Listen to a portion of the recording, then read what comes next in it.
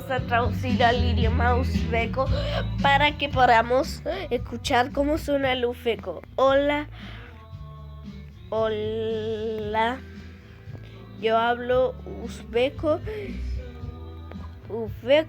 y este idioma se habla en Uzbekistán y en Karakalpakistán y el idioma Karakalpaco se parece un poco al uzbeco por su escritura, porque el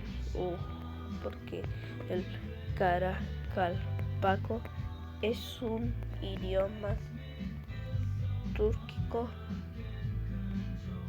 hablado por Karakalpakistán.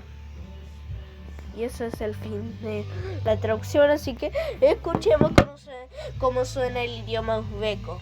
Escuchen bien cómo se escucha. A continuación lo voy a poner.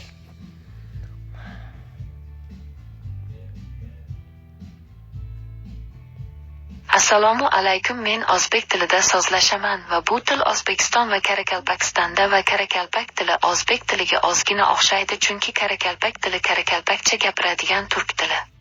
Como en su tono de voz es como si estuviera hablando como en silencio, como en susurro, porque su tono es como hablar en susurro, como hablar bajo.